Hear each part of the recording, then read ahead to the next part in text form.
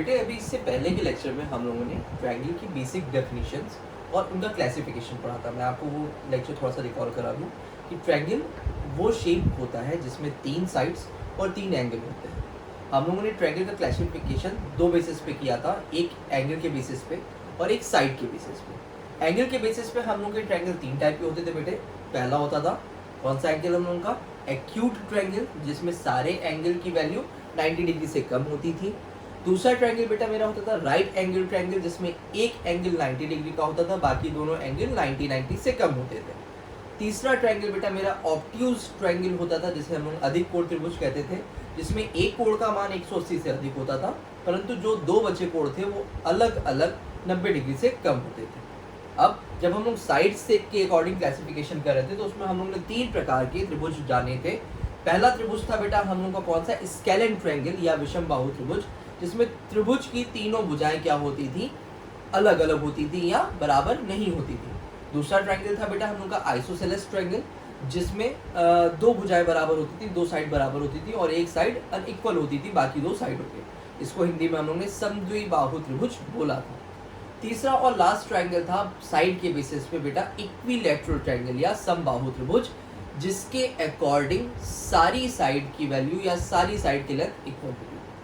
अब हम लोगों ने उसके बाद क्या करना है, हम लोगों को ट्रायंगल का एरिया फाइंड आउट करना होता है। तो मैंने आपको ट्रायंगल का एरिया फाइंड आउट करने के लिए 2 फॉर्मूले बताए थे बेटा।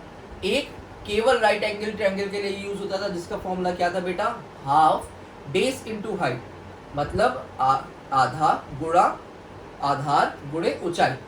और दूसरा बेटा हर एक ट्रायंगल के लिए हम लोग यूज कर सकते थे, जिसका नाम था बेटा हीरोन्स फॉर्मूला या हीरो का सूत्र, जिसका फॉर्मूला इस प्रकार से था √s minus a s minus b s minus c, जहां पर a b और c क्या थी बेटा, भुजाओं की लंबाई थी, और s क्या था बेटा, हाफ पैरामीटर या अर्ध परिमाप।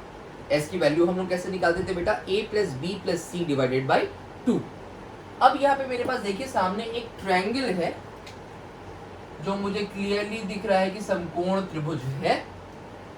मुझे इसका एरिया फाइंड आउट करना है, तो यहाँ पे मैं इसका एरिया फाइंड आउट करने के लिए दोनों फॉर्मूले आपको यूज करके दिखाऊंगा और ये प्रूफ करूंगा कि हम लोग हीरोन्स फॉर्मूला से किसी भी ट्रायंगल का एरिया निकाल सकते हैं, और समकोण त्रिभुज का एरिया निकालने के लिए हाफ बेस इनटू हाइट तो यूज करेंगे ही करेंगे, लेकिन साथ में जब हम लोग हीरोन्स फॉर्मूले से इसका एरिया निकालेंगे और उसका मान हाफ बेस इनटू हाइट से बराबर होगा, तो हम ये जान लेंगे कि मेरे दोनों ही फॉर्मूले किसी भी ट्रायंगल में हम लोग यूज कर सकते हैं, और हाफ बेस हाइट वाला केवल राइट एंगल ट्रायंगल में यूज कर सकते हैं। चलिए सबसे पहले हम लोग क्या करते हैं, फर्स्ट फॉर्मूले से यूज करते हैं। देखिए क्या होता है बेटा, हाफ बेस इनटू हाइट। अब यहाँ पे बेटा बेस क्या है, आधार क्या है बेटे, देखिए 6 है, और ऊंचाई क्या है ट्रायंगल की बेटा, 8। तो 2 1 जा 2, 2 3 जा 6, और ये वैल्यू आ गई बेटा कितनी, 24। यूनिट क्या होगी बेटा, हमेशा ध्यान रखना है, centimetre square.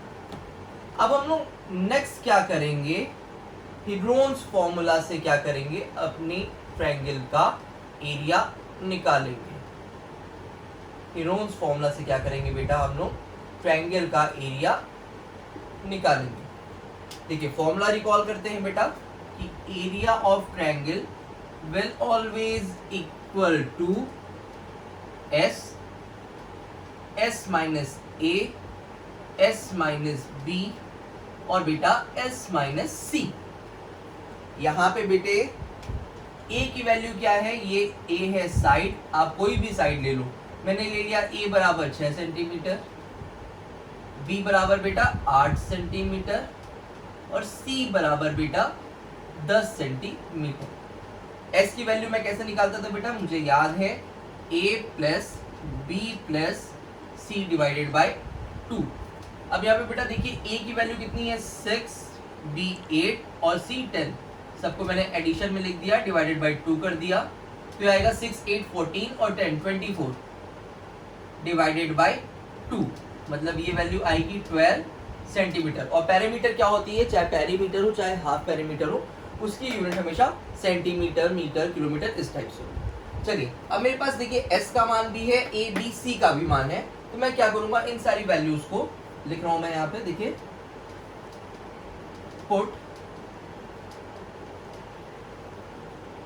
Values of a b c and s in Heron's formula.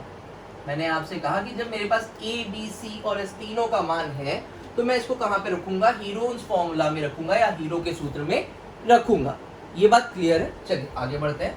अब देखिए जब मैं वैल्यूज पुट करता हूं तो एरिया इज इक्वल टू क्या होता है बेटा, देखिए सबसे पहले s की वैल्यू कितनी बेटे 12, फिर 12 माइनस a की वैल्यू कितनी है 6, फिर 12 माइनस b की वैल्यू कितनी है 8, फिर c की वैल्यू क्या है 12 माइनस c मतलब 12 माइनस 10। चलिए इसको थोड़ा सा सॉल्व करते हैं।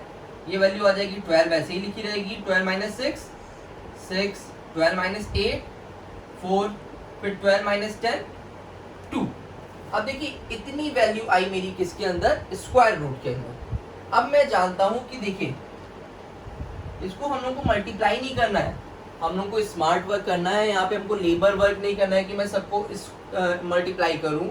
मल्टीप्लाई करने के बाद मैं उनका स्क्वायर रूट कैलकुलेट करूँ तो वो बहुत हेक्टिक हो जाएगा और बहुत लेंदी हो जाएगा, और चांसेस ये भी हैं कि जितनी ज़्यादा आप मैनुअल कैलकुलेशन करोगे मैथमेटिक्स में उतनी ही आपकी एक्यूरेसी कम हो सकती है। क्यों भाई, आप मैनुअल कैलकुलेशन कर रहे हो, इंसान हो, एरर्स हो सकती हैं, तो इसीलिए कम से कम कैलकुलेशन करने की कोशिश करिए। हमेशा वैदिक मैथमेटिक्स की ट्रिक लगाइए। देखिए यहाँ पे मैं क्या कर रहा हूँ, 12 है तो मैं 12 को क्या लिख सकता हूँ बेटा 2 इंटू 2 इंटू 3 लिख सकता हूँ। देखिए 2 2 ज़ा 4, 4 3 ज़ा 12। चलिए मैं 6 को क्या लिख सकता हूँ बेटा 2 इंटू 3।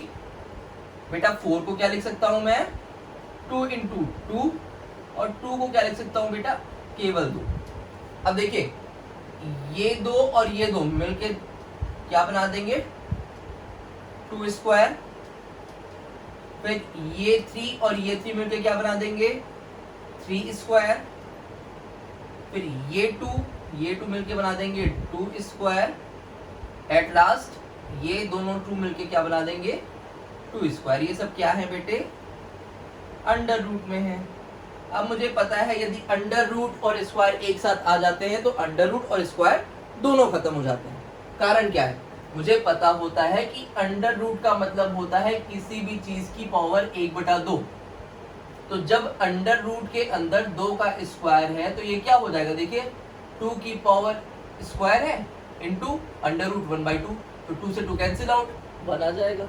तो मतलब यदि अंडर रूट और स्क्वायर साथ में हो तो हमेशा आप क्या करें, आप अंडर रूट भी हटा दीजिए और स्क्वायर भी हटा दीजिए।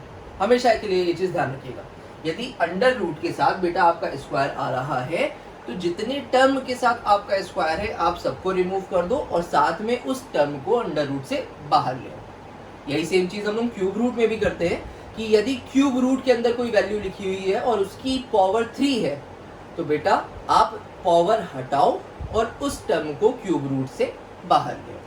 डन। तो यहाँ पे देखिए 2 स्क्वायर था अंडर रूट में था तो बाहर 2 आ जाएगा, 3 स्क्वायर था अंडर रूट में था तो 3 बाहर आ जाएगा, 2 स्क्वायर था अंडर रूट में था तो 2 बाहर आ जाएगा, फिर 2 स्क्वायर था अंडर रूट में था तो 2 फिर से बाहर आ जाएगा बेटे।